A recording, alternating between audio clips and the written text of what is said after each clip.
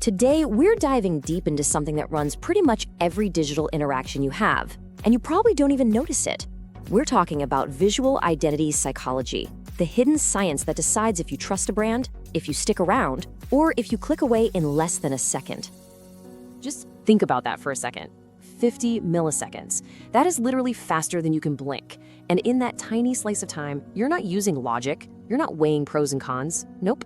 A really ancient, prehistoric part of your brain, a part that hasn't changed in 10,000 years, makes a snap judgment. It has already decided if that brand on your screen is a friend or foe, trustworthy or a threat. And believe me, that split-second decision changes everything that happens next. So to really unpack this hidden world of perception, we've laid out a journey for us, broken down into 6 key sections. We're going to start with that snap judgment. Then we'll look at the crisis that made all of this so critical. We'll deconstruct the brain's internal engine, understand the deep psychology behind it, and then lay out a real actionable framework before, finally, connecting it all to the new law of growth. So let's kick things off with a huge paradox of the modern internet. The more a brand tries to explain itself with words, the less we actually seem to believe it. And this is because most businesses are stuck in something called the rational choice fallacy. They think that logical, rational details are what sell a product. But the thing is, they're talking to the wrong part of the brain entirely. And this right here shows the fundamental disconnect. Businesses pour millions into talking about the what, their features, their benefits, their pricing. They build these detailed arguments for why their product is the best. But here's the kicker. The customer's brain has already made up its mind based on the how. Before you read a single word, your subconscious has already processed the shapes, the colors, the typography. It's already decided if the brand feels authoritative or innovative or cheap. You can't just state authority in a headline, you have to signal it visually in an instant. And when those visual signals are all over the place, it creates this powerful, uneasy feeling called cognitive dissonance. So for example, say you see a friendly, kind of playful font, but the price tag is for a super serious high-end piece of software. Your brain immediately flags that as a mismatch. It just feels off. And this isn't just about bad design, it's a neurological trigger. Your brain sees that inconsistency as a potential lie, and that creates a biological sense of distrust that no amount of fancy ad copy is ever going to fix. So the really crucial point here is that we have to reframe the entire goal. The objective is no longer just designing something that looks pretty. It's about priming the audience's mind for trust right in that first 50 millisecond window. Your role shifts from being a subjective artist focused on how things look to becoming a precise architect of perception, intentionally building a structure that the human brain will instantly recognize as safe, stable, and trustworthy. But how did we get here, right? Why has this subconscious visual judgment become so unbelievably important? Well, to get that, we have to look at the history here, a really recent but profound shift in our digital world called the Great Signal Crisis. Let's just walk through this timeline. For decades, branding was pretty simple, right? You picked a color you liked, you designed a nice logo, and you were good to go. But then, around 2024, we hit this tipping point. The amount of digital noise, all the ads, articles, social posts, it became this overwhelming tsunami of information. And to survive, our brains adapted. They became these ruthless visual gatekeepers, learning to reject anything that didn't immediately scream high quality on a subconscious level. And then came the AI flood, where any tool could generate a perfect logo in seconds. Suddenly, just looking professional wasn't enough. And this is what gave rise to what some are calling neuro-SaaS, brands that win not because they look good, but because they have this deep subconscious coherence. And this brings us to the new reality. In a world where anyone can generate a beautiful design for free, a pretty logo has kind of lost its value as a signal of quality. The only thing that truly stands out now is something AI can't just fake with a simple prompt: deep structural coherence. And that's what we mean by mathematical integrity. It's that feeling that every single visual element, every curve, every angle, every bit of spacing is part of an intentional, unified system. It feels inevitable, not just put together. And the data on this is just staggering. The research points to this incredible statistic.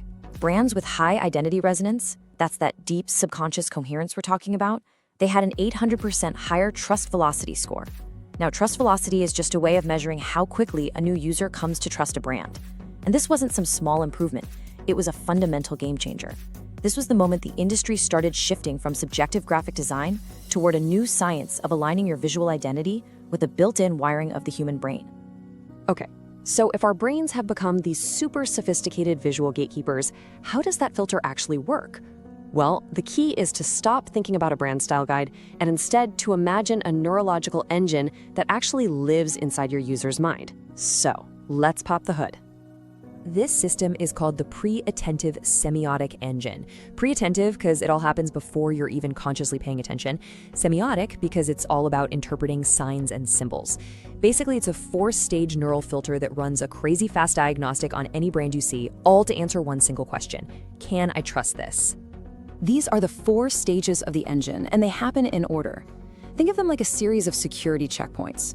The visual information from a brand has to pass through each of these in this exact order. If it fails at any stage, the whole process just stalls. A little neurological red flag goes up, and a feeling of distrust gets triggered.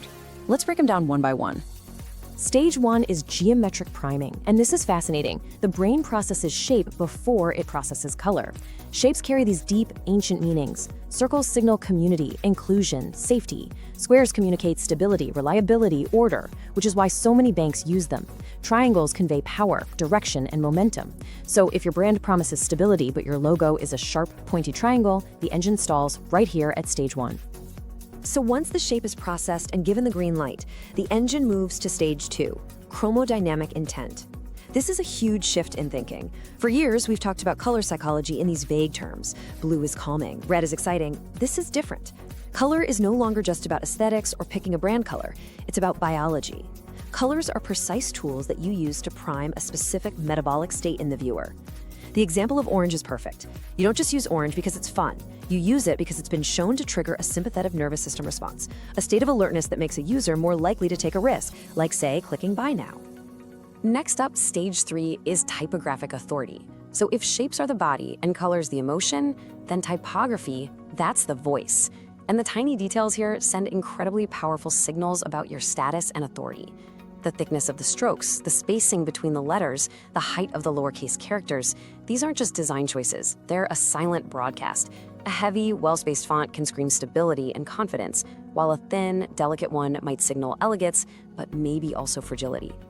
And finally, if a brand passes the first 3 stages, it reaches the ultimate test, fractal scaling. This is all about a deep, obsessive consistency. It means embedding your brand's core visual DNA, its shapes, its colors, its voice, into every single element at every single scale. From the layout of your website, to the corner radius on your buttons, to the design of the tiniest icon. When you do this right, it creates a cohesive visual scent. You know, it's like walking into a familiar hotel in another country. The smell, the lighting, it's all consistent, and you feel instantly safe. A strong visual identity does the exact same thing digitally, creating this profound sense of trust. So we've seen the what, that 4-stage engine that filters everything. But now let's explore the why. Why is our brain even wired to work like this in the first place? Well, the answer is in some really fundamental, universal laws of human psychology. The foundation for all of this is a set of ideas called the Gestalt principles. And the core idea is simple. Our brains are hardwired to find order and create meaning out of chaos. This isn't just a preference, it's a survival tool.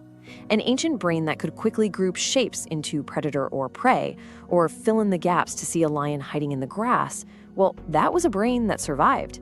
We automatically group things based on how close they are, or if they share colors and shapes. And our brain loves closure. It fills in the gaps to see a complete object. A strong visual identity uses all of these ancient tricks to present information in a way that feels instantly, effortlessly orderly. And when a design does this well, it creates a state we call cognitive ease. This is the crucial link. Our brains are designed to conserve energy. So when information is presented in a way that's easy to process, clear, orderly, consistent, it feels good. And our subconscious makes this really powerful leap. If it's easy to process, it must also be true and trustworthy. The little voice in your head is saying, wow, if the website is this clear and well-designed, the product itself must be just as reliable. This all sounds great from a design perspective, but the roots here go so much deeper. I mean, why did we evolve a brain that connects visual order with truth and safety? Why do we have this built-in bias? It all comes down to a primal survival instinct. For thousands of years, our ancestors survived by making split-second judgments about their environment. They could tell if a forest was healthy or sick, if water was clean or stagnant, just based on its colors and patterns. A vibrant, orderly environment meant safety. A chaotic, discolored, or broken-looking one meant danger. Our brains haven't changed. We use that exact same ancient tool on your website. A high bounce rate isn't just a marketing metric, it's the digital version of our ancestors fleeing a part of the forest that just didn't feel right. Okay, we've covered the theory, the history, the deep psychology. Now let's get practical. How do you actually apply all this? How do you go from theory to execution? In this section, we're going to build an actionable framework, what the research calls a neural bridge that connects directly to your customer's mind. The process really breaks down into 3 clear steps. First, you map the archetypal shape. This means you stop asking subjective questions like, what looks cool, and you start asking strategic questions. Is your brand a guardian, promising security, which would point to a square? Or is it a catalyst, driving change, which would suggest a triangle? Second, you engineer the color spectrum. You don't just pick a primary color. You figure out the precise metabolic state you need your user to be in, excitement, calm, urgency, and you select a color that's a biological trigger for that state. And finally, and this is where most brands fall down, you audit the fluency. This is all about constant measurement and refinement. And a huge part of that audit is a new kind of metric, the Identity Resonance Quotient, or IRQ. This has nothing to do with likes or shares. It's a score that measures the neurological consistency of your brand across every single place a customer sees it. Does your social media post feel like your app's user interface? Does your email signature have the same visual scent as your homepage? A low IRQ means your signals are fragmented, which wastes money and erodes trust. But a high IRQ means you've built that seamless neural bridge, reinforcing trust with every single impression. And that brings us to our final section, where we connect all of it, the deep psychology, the evolutionary instincts, that semiotic engine, directly to the cold, hard numbers of business growth. This is where the ancient human brain meets the modern balance sheet. When you look at the spreadsheets for companies with a high IRQ, you see the data plain as day. Lower customer acquisition costs, because trust is built instantly. Higher lifetime value, because that trust is maintained. Lower bounce rates, because people feel safe. That's the math. But the human truth behind it all is way simpler. In a world of digital noise, our ancient brains are all just looking for signals of order, integrity, and strength. At the end of the day, we just want to trust what we see. And so the biggest takeaway is this. Growth isn't something you just luck into, it's learned. It's an outcome. It's the direct result of methodically building a bridge of visual certainty for your audience, helping them cross that vast canyon of digital noise to feel safe on the other side.